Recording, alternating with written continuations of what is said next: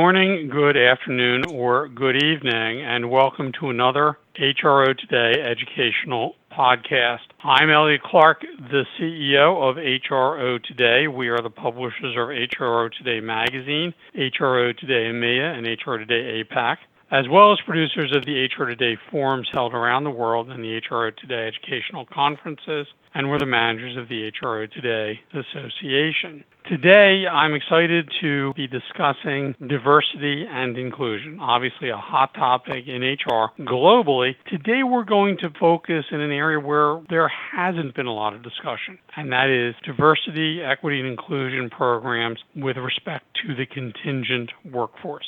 This is a topic that is now coming up more and more often as companies are making contingent labor a bigger and bigger piece of their total workforce strategy. This will be something that they will need to think about. I'm excited we have a great guest on today's podcast, Greg Gary, who's the Director of Business Development at Broadleaf Results. Greg's got more than 2 decades of experience working in the area of workforce services. He's been with Broadleaf Results for about 5 years. Before that, worked for industry-leading brands like Aqua Service, IQ Navigator, Experis, etc. So he's got quite a bit of experience, and he's seen this trend through his career. So Greg, welcome to the podcast. Thank you, Elliot. It's a pleasure to be here today. Well, Broadleaf Results is one of our most highly rated players on the HRO Today MSP Baker's Dozen, and also a leader in the RPO mid-market. Why don't you give us a quick overview of Broadleaf Results, and then we'll get into this topic.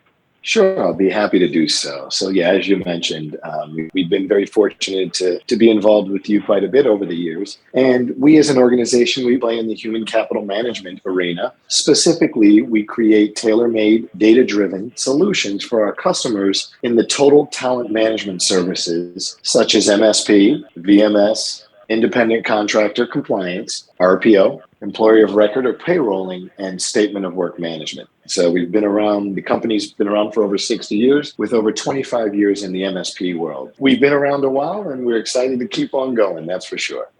Well, that's great. All right, so Greg, let's talk a little bit about this issue. We all know the contingent labor. As I said before, it's an increasingly important part of the modern workforce. And we know that most large companies have very robust programs for addressing diversity in the permanent workforce. But last year, HRO Today, we did research at HRO Today magazine, and we found that about 80% of employers thought that DE&I should extend in and be addressed in the contingent workforce. And then we said, great, 80% of you agree. How many of you actually have a plan to do this? And it went from about 80% down to about 1/3. Okay, maybe about 35%. Now, Broadleaf, you've got a significant portfolio, particularly in the MSP marketplace. Are you seeing an increase in the number of clients requesting this assistance in diversity? And do you expect this to become an important topic and trend over time? Certainly in the last year following some of the social unrest of 2020, it's been a topic. But are you seeing this as a long-term goal that's going to be added to workforce management? Yes, that's a great question, Elliot, and the answer is absolutely. It's interesting. It's rare that I say the government is ahead of the curve in something, our government. However, we know this actually starting in the 90s, they'd really starting to take focus on the diversity market, on the diverse market, started to put in mandatory business concerns to anyone that would do business with them. We've now seen that starting to flow in the last 3 to 4 years. We've really seen it pick up. We've started to see a lot of our clients, especially municipalities, they've all started to build in mandatory goals on what they're going to do with their supply chain. And then we've also seen that now as we start to look at RFPs throughout, there's now a DEI component in the majority of these. And what's been great is people are very open to hearing what we have to say. They respect and appreciate that this is newer. This is still something new, and it's a tough topic because not everyone necessarily agrees with what it's all about. So how do you figure out how to keep your present workforce together while also getting bigger, faster, stronger, specifically in the DEI community? It's a heck of a challenge. And I think we've seen that everyone's ready to try. The biggest part that's still that challenge is recognizing that it has to be a long-term commitment. This isn't something we're going to come up with something and then within 3 to 6 months, everything's going to be great. So really making sure that we have the right stakeholders involved and that there's a full understanding of, hey, this is a long process that we're going to have to stay on top of. We've noticed those companies that have been able to do that are finding the highest level of success in building these programs. So when you look at this long-term process, and I agree with you, I think that this is something where the government's been ahead of the curve. But I think the corollary question is, from the government enforcement perspective, there's lots of infrastructure at EEOC, and there's things like all kinds of EEO1 reporting and data and diversity reporting for federal contractors through OFCCP. Do you expect that pretty soon your clients are going to have to report on diversity in their contingent workforce? And if they are many, and I'm not just talking about clients of Broadleaf Results, but across the world of internal HR groups, are they even close to being ready to report on diversity in contingent labor? Yeah, now that's a different question and a very good one. So I will say we have noticed, if you start looking at companies that have any government involvement, be it an integrator or a prime to the government, they're again a little bit more ahead of the curve because they're having to report on this. Now, the challenge is there really hasn't been great technology that allows you to report on this the way. So many have really been doing this on spreadsheets, which, as you can imagine, is quite tedious and not something. It's hard to imagine that lasting when people are having to do it that way. So I would tell you that we have seen in certain industries, energy, any of the government, there really has been that strong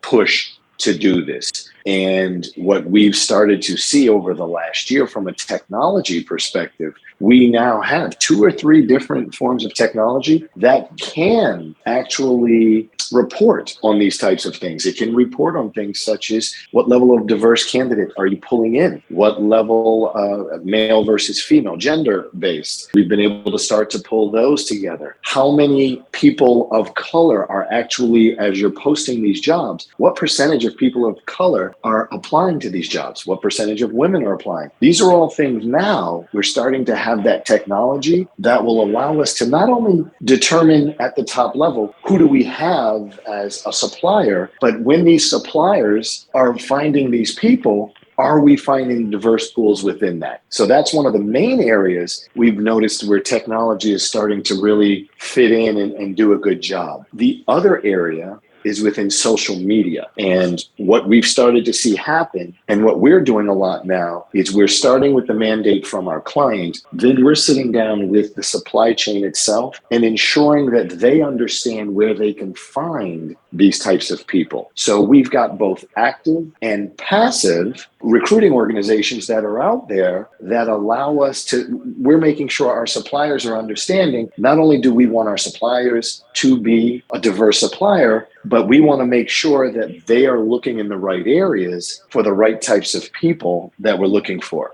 On top of that, we're also working with them on how they write any job descriptions, both from a client perspective as well as a supplier, in ensuring that as you do that, as you're building your job requirements or your job descriptions, ensuring that they're using the proper terms. We found in one study that was done, women tend to only apply to jobs where they believe they are 75 to 80% qualified. While men, we tend to apply if we're at 30% of that, which kind of sounds like us men. So, to be able to even look right down to the job description and make sure that we're really being all inclusive in that job description, that is another piece now. We have the ability to utilize technology to really ensure we're doing the right thing to attract the right types of folks. Yeah, it sounds like the headline here should be "You're wasting your time with half your male candidates," right? So in the, yeah, no, I mean it is funny, but it is the difference, right? Mars and Venus here. You talk about how you write the job description. Are there other things that you're recommending to clients about how to build the affinity-based talent pools? Give us some examples of what, because you've given us a couple good ones. Some examples of how you're helping clients really not only report on the data, the diversity data that they're getting, but how are you helping them actually build the channels to make sure that they have that pool to draw on as needed? Excellent question. Excellent question. It starts with, and you said it earlier, building a plan. Even what we've noticed is many are saying, yes, we want to. Yeah, that's what we want to do. But really putting a number to it, saying, okay, what percentage of your contingent workforce do you want to ensure is diverse? And that comes in two ways. A, in the actual suppliers, the supply base itself, and then in the actual candidates that we're bringing in. We start with trying to set a goal, and we have to be realistic about it. We first say, where are you today? Because everyone will say, oh, I want 30%. Yeah, okay, but you're at 2%. So that's not realistic. Let's be realistic.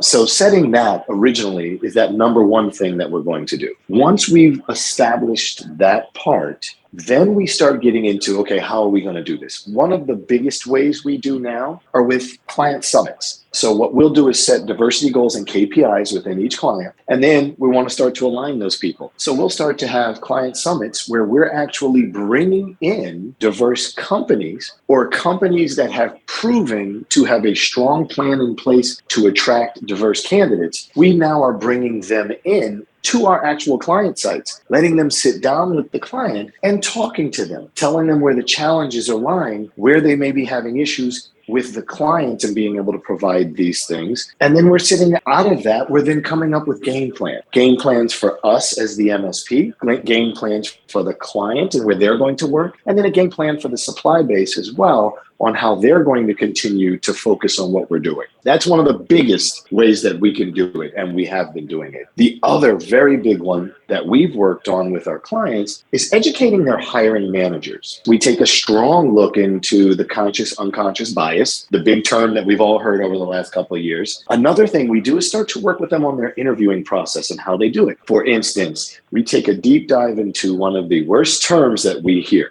You're not a culture fit. So we spend time on that and why that's faulty reasoning and how that really does impact your groups, how it does impact who you're hiring, and why it's important to move away from that. And then the final one we do, and we just talked a little bit about it a moment ago, and I shouldn't say the final one. Another one that we do is really working again with them on the job postings to attract that wider audience, be it, from the language to the job requirements to the advertising. Where are you advertising? Are you hitting all of the veteran? Are you hitting all of the diverse social media areas where you can find these types of people? We're working with both the client as well as the supply base to make sure they know all of the tools that are already there for them and ensuring they're using them. And then we're reporting on those to ensure not only they're using them to the right amount, but that they're continuing to use it so we don't lose the momentum that we've built. All great points. So for people out there who are listening, some of the suggestions that Greg is giving, by all means, you have to have a plan. It has to include everything. It has to include how you write your job descriptions, has to do with which suppliers you rely on most heavily to be channeling diverse labor to you, and it has to involve taking a realistic look at where you are and where you can get to in a reasonable period of time. I do think, the reporting requirements are right around the corner. In the next few years, we're going to see this. We're already seeing it in federal contracting. So I think it's going to continue to spread, and I'm glad that companies such as Broadleaf Results are working with clients to help them get ready and help them take advantage of the diverse talent pools that are out there. And we'll probably need to keep talking about this, Greg. I think this is going to be an ongoing topic of conversation for the next few years. I want to thank Greg Gary, Director of Business Development for Broadleaf Results. As he and I both said, Broadleaf is a very highly rated provider and has a broad portfolio of MSP clients with whom they're working on these issues. Greg, thanks a bunch for coming on and talking about this. I appreciate it. And thanks for having me, Elliot. I look forward. And again, as you always know, if anyone has any questions, they're always welcome to reach out. More than happy to help in any way that we possibly can. So thank you. That's great. And I want to thank our listeners for your time and your attention. And we look forward to you joining us on the next HRO Today educational podcast.